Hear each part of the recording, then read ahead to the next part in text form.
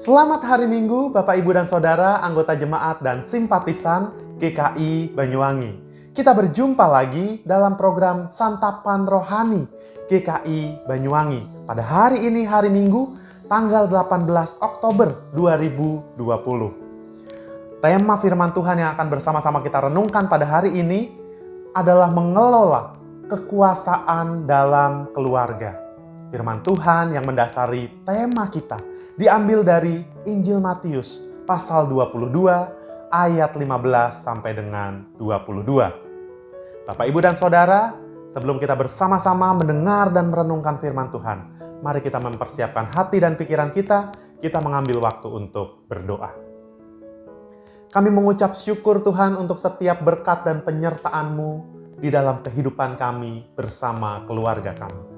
Kami yakin dan percaya Tuhan, hal-hal baik yang Engkau hadirkan di dalam kehidupan kami, meskipun situasi kami tidak sedang baik-baik saja. Ajar kami terus Tuhan, untuk dapat mensyukuri setiap penyertaan dan berkat-Mu di dalam kehidupan kami, dalam apapun situasi yang ada di sekitar kami. Kami yakin dan percaya ada rencana besar yang baik yang Engkau hadirkan di dalam kehidupan kami melalui berbagai peristiwa. Saat ini kami mempersiapkan hati dan pikiran kami untuk mendengar kebenaran firman-Mu. Pimpin dan tuntunlah kami di dalam mendengar dan merenungkan firman-Mu. Lalu ajarilah kami untuk dapat melakukan kebenaran firman. Di dalam nama Tuhan Yesus Kristus kami berdoa. Amin. Mari Bapak, Ibu, dan Saudara, kita membuka bagian Alkitab kita dari Injil Matius pasal 22 ayat 15 sampai dengan ayat 22. Kemudian pergilah orang-orang Farisi. Mereka berunding bagaimana mereka dapat menjerat Yesus dengan suatu pertanyaan. Mereka menyuruh murid-murid mereka bersama-sama orang-orang Herodian bertanya kepadanya, "Guru, kami tahu Engkau adalah seorang yang jujur dan dengan jujur mengajar jalan Allah, dan Engkau tidak takut kepada siapapun juga, sebab Engkau tidak mencari muka. Katakanlah kepada kami pendapat-Mu. Apakah diperbolehkan membayar pajak kepada kaisar atau tidak?" Tetapi Yesus mengetahui kejahatan hati mereka itu, lalu berkata, "Mengapa kamu mencobai aku, hai orang-orang munafik? Tunjukkanlah kepadaku mata uang untuk pajak itu." Mereka membawa suatu dinar kepadanya. Maka ia bertanya kepada mereka, "Gambar dan tulisan siapakah ini?" Jawab mereka, "Gambar dan tulisan Kaisar." Lalu kata Yesus kepada mereka, "Berikanlah kepada Kaisar apa yang wajib kamu berikan kepada Kaisar, dan kepada Allah apa yang wajib kamu berikan kepada Allah." Mendengar itu, heranlah mereka dan meninggalkan Yesus lalu pergi. Demikianlah Injil Tuhan Yesus Kristus. Yang berbahagia adalah setiap kita yang mendengarkan firman Tuhan, lalu merenungkan firman itu di dalam hati kita masing-masing dan melakukannya di dalam kehidupan kita. Haleluya. Bapak, Ibu, dan Saudara, kalau ditanya kepada kita, siapa sih yang berkuasa di dalam keluarga? Tentu ada orang-orang yang akan menjawab, ayah, bapak, dia yang berkuasa. Kenapa? Karena ayah adalah kepala keluarga. Ia yang mencari nafkah. Ia yang menghidupi seluruh keluarga. Ia yang bertanggung jawab atas kehidupan setiap anggota keluarga. Tapi benarkah demikian? Karena ada jawaban lain. Jawaban lain adalah kalau ditanya siapa yang berkuasa di dalam keluarga, ada yang menjawab ibu. Ibu yang berkuasa di dalam keluarga. Kenapa begitu? Kalau dikatakan ayah yang berkuasa, kita melihat ada banyak sekali para ayah yang sangat takut kalau para ibu ini atau ibu-ibu atau ibu di dalam keluarga ini sudah berkata-kata.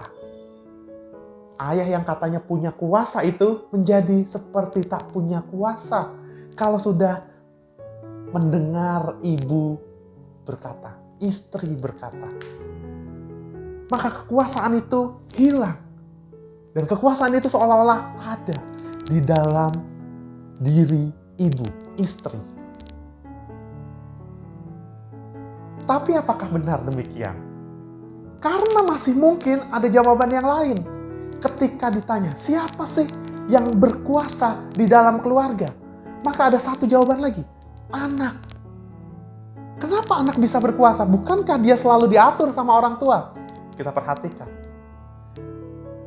Bagi Bapak Ibu yang punya anak, bagaimana Bapak Ibu melihat ketika anak Bapak Ibu merengek tentang sesuatu, meminta sesuatu?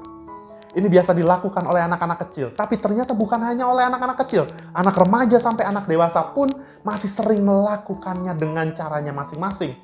Ketika mereka merengek, masih kecil, nangis guling-guling di depan umum, minta itu, minta mainan biasanya. Minta mainan, nangis guling-guling sampai bajunya kotor semua. Anak kecil, apa yang dilakukan orang tua? Turuti apa yang anak ini mau. Kalau dia remaja, dia sama, merengek minta sesuatu, nggak mau makan, nggak mau keluar dari kamar. Terus setiap hari begitu, nggak mau makan, nggak mau keluar dari kamar. Akhirnya orang tua menuruti apa yang mereka maukan, apa yang mereka mau. Kalau dia sudah dewasa, cara mintanya beda lagi, diem aja. Pokoknya dia udah ngomong apa yang dia minta, terus dia diem aja. Diem aja, ditanya, diem, ini itu diem. Sampai akhirnya orang tua memberikan apa yang si anak mau. Dari 3 jawaban ini, bukankah kita melihat setiap orang di dalam keluarga itu punya kuasa? Oleh sebab itu, ketika kita menghayati tema pada hari ini, mengelola kekuasaan di dalam keluarga, hal ini menjadi hal yang menarik untuk dapat kita renungkan di dalam kehidupan beriman kita. Kalau setiap orang punya kuasa, maka yang paling penting untuk dilakukan oleh setiap orang di dalam keluarga ini adalah bagaimana ia bisa mengelola kekuasaannya itu sehingga tidak menyakiti atau menyusahkan anggota keluarga yang lain. Bayangkan kalau seorang ayah, seorang suami yang pergi bekerja, dia harus memenuhi kebutuhan keluarganya. Tapi karena dia berkuasa, dia yang terima gaji, dia yang punya uang, dia simpan uangnya untuk kesenangannya sendiri. Anggota keluarga yang lain dilupakan. Apa yang terjadi? Keluarganya akan susah. Seorang istri, seorang ibu, karena dia tahu kata-katanya ini sangat didengar oleh kepala keluarga, ayah, dan juga anak-anak. Maka dengan kata-katanya, ia memuaskan dirinya. Sehingga kehidupan keluarga itu menjadi kacau balau. Itu juga bisa terjadi. Anak dengan kekuasaan yang dia punya, dia merengek ini itu, dia melakukan ini itu, memaksa orang tuanya ikut apa yang dia mau, meskipun orang tuanya tahu hal itu tidaklah tepat untuk anak ini. Apa yang terjadi? Kehidupan masa depan anak ini belum tentu oke. Belum tentu dia bisa bersaing dengan yang lain. Karena ia selalu punya kuasa untuk merengek, untuk menyajikan atau menyediakan apa yang dia mau. Tapi di kehidupan bermasyarakat semua itu tidak bisa dilakukan. Artinya kalau kita tidak bisa mengelola kekuasaan kita di dalam keluarga kita, atau tidak bisa mengelola kekuasaan yang kita miliki, apapun peran kita, baik itu di dalam keluarga ataupun di masyarakat, semuanya akan jadi berantakan. Pada hari ini Bapak, Ibu, dan Saudara, ketika kita membaca Injil Matius, ada satu kisah di mana Tuhan Yesus ditanyai oleh orang-orang Farisi dan orang-orang Herodian tentang satu pertanyaan. Bolehkah kita membayar pajak kepada Kaisar? Bukankah ini lagi ngomongin soal kuasa? orang-orang Farisi dan orang-orang Herodian menanyakan hal itu bukan tanpa alasan. Mereka melakukannya dengan alasan yang jelas. Kekuasaan itu yang mereka miliki mulai goyah ketika Tuhan Yesus hadir memberitakan kebenaran firman Tuhan, dan semakin hari semakin banyak pengikutnya. Tuhan Yesus mengguncang kekuasaan orang-orang Farisi, menarik para pengikut orang-orang Farisi ini untuk melihat kebenaran firman Tuhan. Bukankah ini sangat mengancam? Oleh sebab itu, orang-orang Farisi ini mau mempertahankan kekuasaannya dengan cara yang sangat cerdik, yaitu mengemukakan pertanyaan kepada Tuhan Yesus. Pertanyaan yang mudah, pertanyaan yang jawabannya tinggal boleh atau tidak. Tapi mari kita perhatikan bagaimana mereka merancang pertanyaan itu. Mereka berunding lalu mengutus para murid, orang-orang Farisi, mengutus para pengikutnya bersama-sama dengan orang-orang Herodian. Siapa orang-orang Herodian ini? Orang-orang Herodian adalah pengikut fanatik Raja Herodes, raja yang berkuasa di Israel pada saat itu dalam pemerintahan kekaisaran Romawi. Herodes berkuasa turun-temurun. Maka ketika ia bertanya, orang-orang Farisi ini bertanya tentang hal yang biasa saja bersama-sama orang-orang Herodian, maka jawaban yang akan disampaikan oleh Tuhan Yesus itulah yang akan menjadi bekal untuk mereka mempersalahkan Tuhan Yesus di depan kekaisaran Romawi. Oleh sebab itu, pertanyaannya terkait dengan pemerintahan Romawi yang berkuasa pada saat itu, yaitu apakah diperbolehkan membayar pajak kepada kaisar atau tidak? Membayar pajak kepada kaisar boleh atau tidak? Nah, ini kalau pertanyaan ini ditanyakan kepada setiap kita wajib nggak bayar pajak? Tentu ada banyak di antara kita yang mungkin akan mengatakan, wah, kalau pendapatan saya sedikit, ya bolehlah saya bayar pajak karena sedikit pajaknya. Tapi kalau pendapatan saya besar, perusahaan saya besar, kalau boleh mungkin nggak bayar pajak, bagus tuh. Apalagi itu yang ngomong Tuhan. Membayar pajak, apakah boleh? Itulah yang ditanyakan orang-orang Farisi dan orang-orang Herodian kepada Yesus. Harapannya adalah jawaban yang akan dikemukakan oleh Tuhan Yesus bisa dipakai oleh mereka menjerat Tuhan Yesus untuk dipermasalahkan. Tapi Tuhan Yesus mengetahui kejahatan hati mereka, apa yang dipikirkan mereka, apa yang dimaksudkan, apa yang dirancangkan oleh orang-orang Farisi dan orang-orang Herodian ini. Maka ia menjawab dengan pertanyaan yang cerdik. Tuhan Yesus meminta kepada mereka, tunjukkan uang yang dipakai untuk membayar pajak itu. Maka ketika orang-orang Farisi dan orang-orang Herodian ini membawa uang yang dipakai untuk membayar pajak, Tuhan Yesus bertanya kepada mereka, gambar dan tulisan siapakah ini di dalam uang itu? Jawab mereka, gambar dan tulisan kaisar. Maka Tuhan Yesus menjawab pertanyaan itu dengan sangat tegas, tapi juga sangat tepat. Gambar dan tulisan kaisar yang ada di dalam uang untuk membayar pajak. Maka Tuhan Yesus menjawab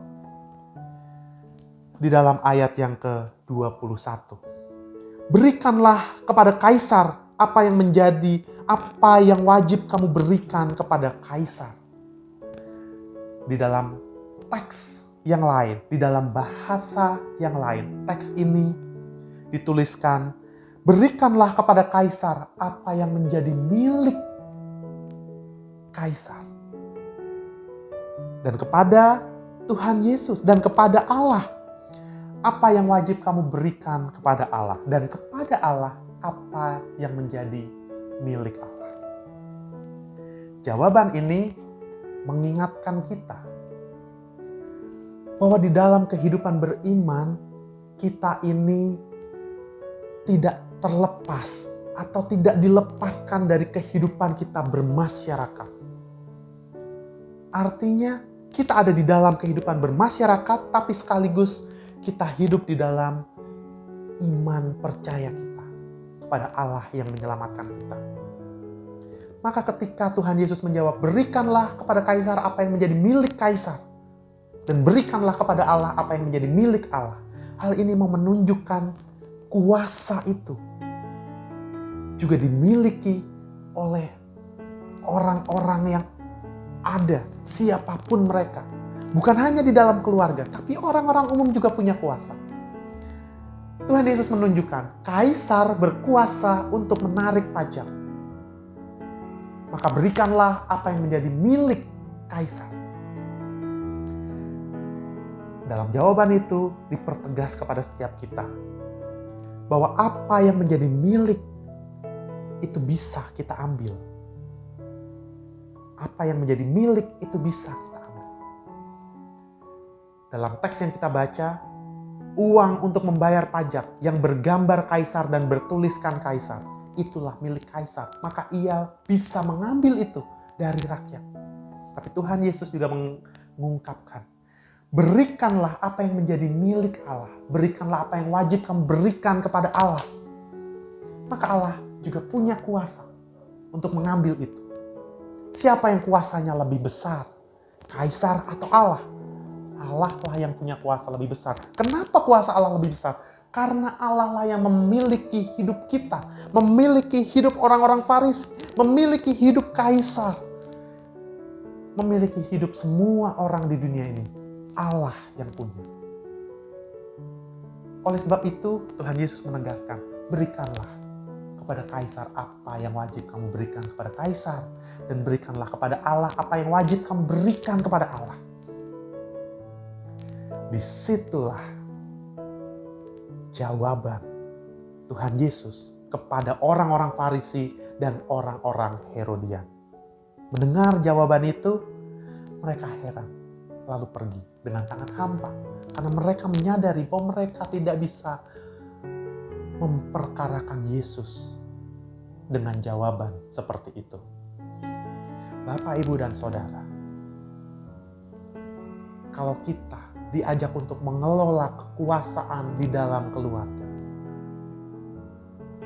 maka kita harus menyadari bahwa sehebat apapun peran kita di dalam keluarga kita, Tuhanlah yang lebih hebat dari kita.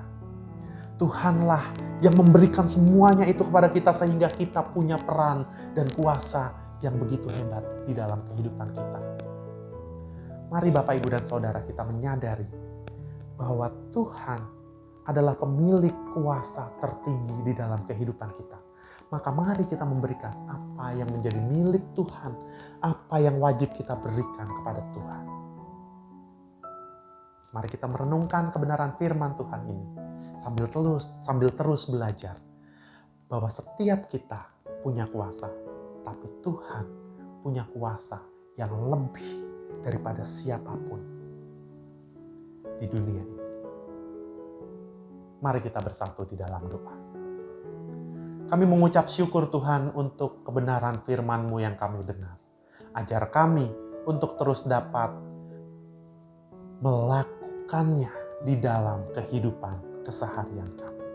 Kami menyerahkan kehidupan kami di dalam tangan-Mu. Dalam nama Tuhan Yesus Kristus kami berdoa. Amin. Bapak, Ibu, dan Saudara, demikianlah firman Tuhan. Semoga firman Tuhan ini dapat kita praktikkan di dalam kehidupan kita. Selamat melanjutkan aktivitas Bapak, Ibu, dan Saudara. Tuhan Yesus memberkati.